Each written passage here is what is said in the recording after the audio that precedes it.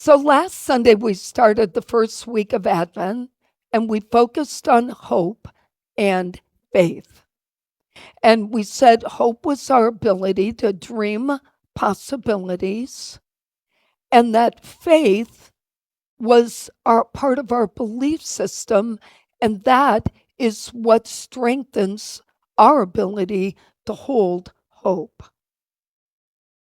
Remember, you can't have you can't have hope without faith, and you need faith to be part of your belief system in order for it to support your dreams.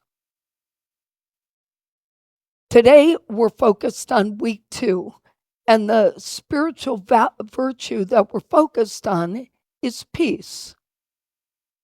And we all know that finding peace within is easier said than done, especially if our life is challenging, especially if we're going through difficult times, especially.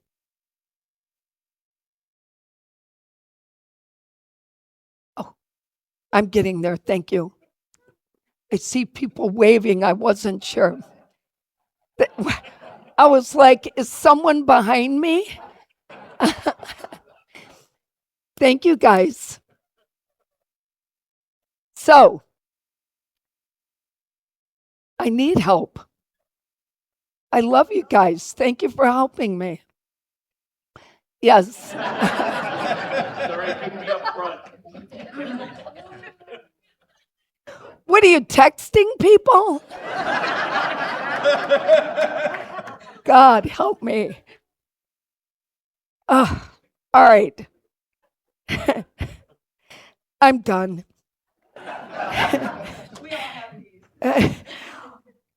So, back to me. So, think about how we in this modern society, with all the amenities in life, should be easier for us to find peace than anyone. But can you imagine thousands of years ago how difficult it must have been to find peace with all that was going on in the world and not having the same easier way of living? It's important for us to understand that inner peace is not the absence of hardship. Nor is it the avoidance of challenges. Okay? Those things aren't the problem.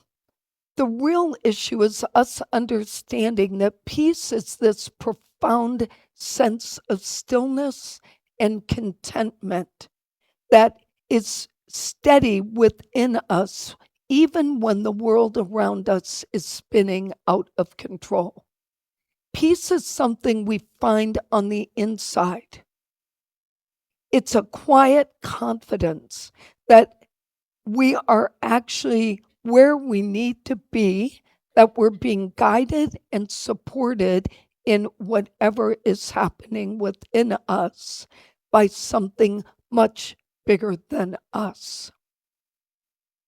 From a unity perspective, we teach that peace is a result of us being in that place of inner stillness. And it's very much connected to our awareness of that divine presence within us. Unity teaches us that we are spiritual beings and that the essence of the Christ Spirit is within each of us. And that's our highest and truest self. And it resides within our heart, not our mind, not our intellect, within our heart. When we turn to prayer, when we learn to meditate, we align with that divine presence.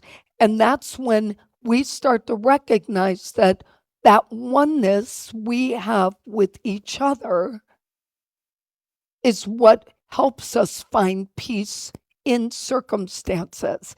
Because once you understand you have that divine light and that we are connected to one another, you can't see the impossible in others. Because we're connected. And whatever you see in other people is coming from you.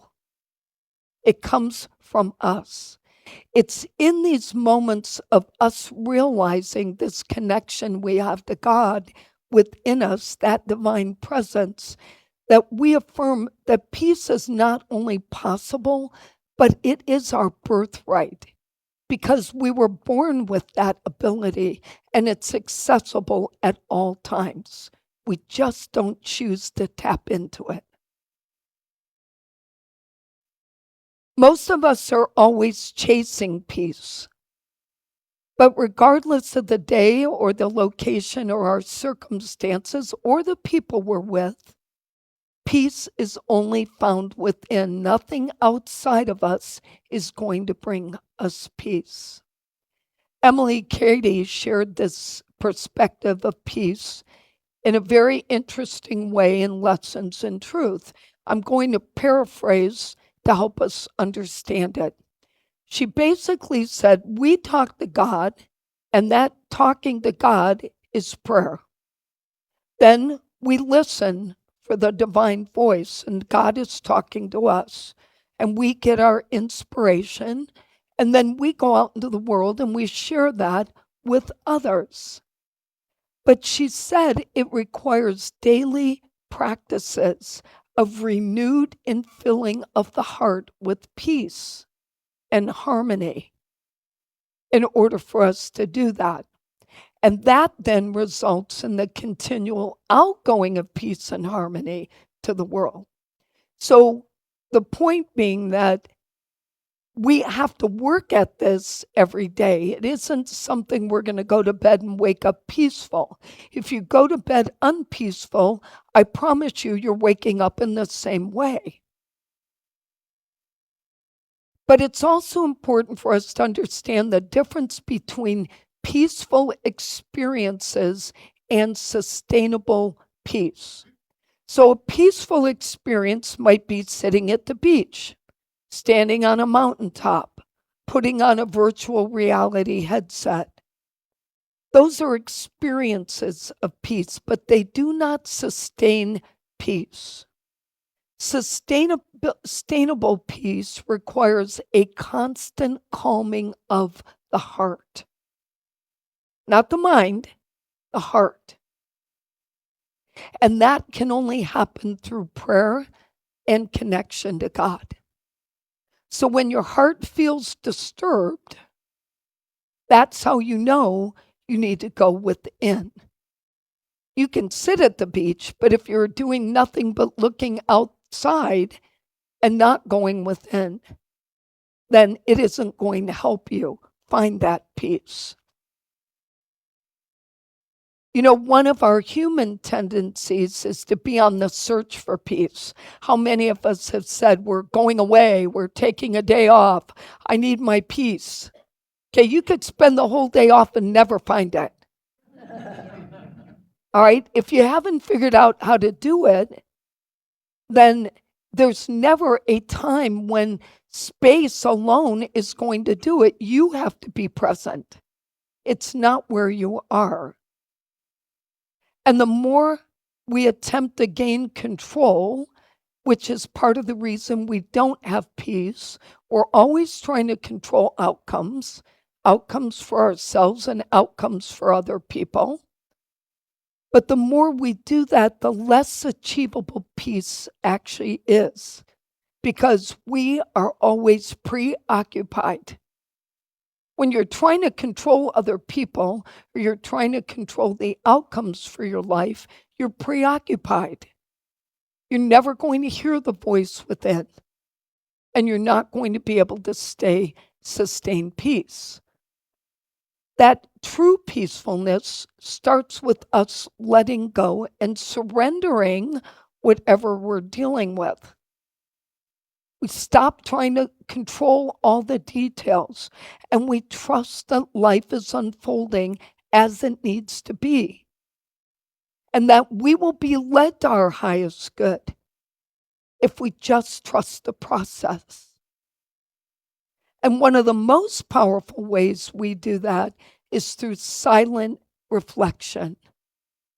Silent reflection, whether prayer or meditation or sitting in nature, is just listening, not thinking, listening. It's reflection. Where's my divine being? You know, we say we're human beings or spiritual beings having a human experience, but I feel like we are really human beings having human experiences the majority of the time.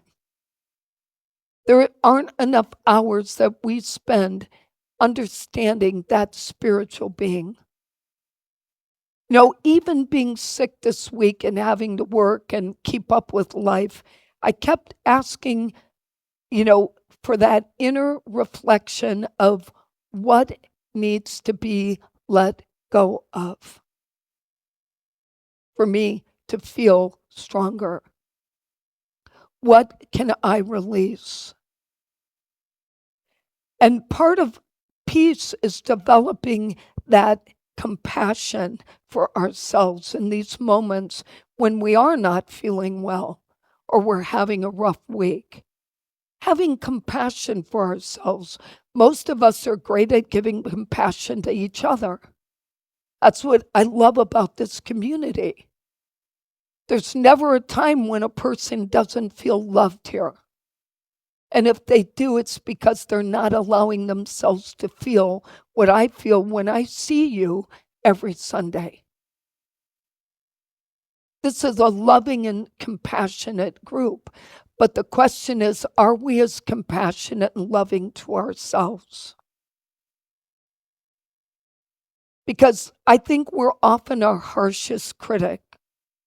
We carry burdens of regret and worry and self-doubt.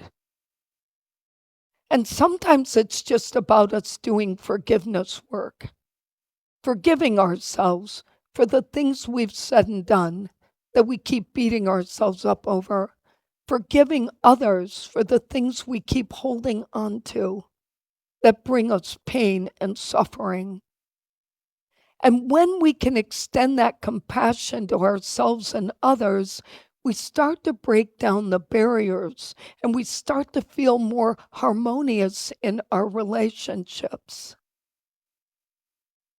Acceptance of others and of whatever is happening is the doorway to peace. And when we find peace within ourselves, we become the kind of person who can live at peace with anyone in all circumstances.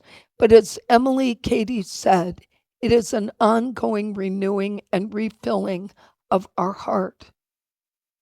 It's also important for us to understand this is not a one-time event, finding peace within. It's not like, oh, I got it, so I'm good now. Okay? It's a daily effort.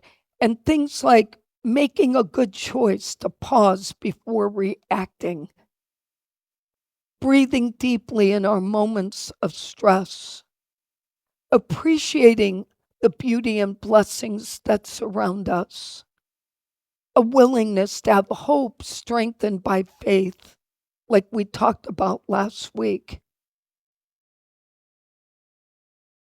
It requires us to recognize when we are not feeling peaceful. And you may not realize it, but we have a built-in gauge that tells us that. When our emotions start to flare up and we are irritable, when we feel angry, when we feel resentment, when we start talking trash, those are signs to us that we are not peaceful. And Sir John Templeton said that our built-in gauge is our consciousness. He said the realization that anger and irritation or feelings of upset arise within us, it is not the fault of someone else. No one is responsible for our feelings. These feelings are prompted by our improper responses to a situation or to a person. He goes on to say that it's important to realize that that's when we should notice changes needed within us. If our inner consciousness is filled with harmony and peace, that's what we'll bring to any situation and any person. And being centered and focused helps us create the harmony and happiness we need. But we have to monitor this constantly. Recognize when we're running on empty. Stop and invest in what we need to do to refill our tank. You know, I was explaining to Michael Brady this morning, I know why I don't feel good. Melody had a birthday. She had 4 mornings of rehearsals, 4 evenings of rehearsals, rides for all those things. Downtown at the Straws, a winter concert, and Jeffrey and I were in charge of concessions at the concert. We got done cleaning up at 10 o'clock on Thursday night, and then I had to get her up at 4:30 in the morning Friday and have her to USF by 6:30 in the morning. Okay, if I add it all up, sleep was this much, okay, and being present in the world was this much. So it wasn't very balanced. And I recognized that. I just didn't have a way to fix it. Jeffrey and I were already juggling so much. But once you recognize it, then you'd say, I get it. I'm okay. This will pass. And I just need to take care of myself. When? I don't know, but yes, I will. But ultimately, in those situations, it's understanding peace isn't a destination. We're not going wherever we need to go. It has to be recognizing in the moment where we're struggling and trust that feedback that we get when we reflect. And remember for ourselves, it is our birthright to be peaceful. It's the right we have to have a calm heart. So I would just pray for all of us that we can experience, even with the holidays, even with the busyness of the season, the quiet joy and strength that comes from discovering the calmness of our heart. Let's review our lessons for today. Finding peace within requires us to understand the nature of inner peace, a profound sense of stillness and contentment, to stop trying to control our circumstances, to let go and to let God and to fully surrender, to embrace the power of silent reflection and listen to the divine voice within, and to extend compassion and acceptance and reflect that peace within us. And the affirmation is simple. I affirm the peace within me. Let's say that together. I affirm the peace within me. And our quote is from the Dalai Lama. We can never obtain peace in the outer world until and unless we obtain peace within ourselves. Let's take that in. So we pause now and reflect upon the gift we were given at birth, to have the ability to calm our heart by going within and finding our divine light. And so it is. Amen.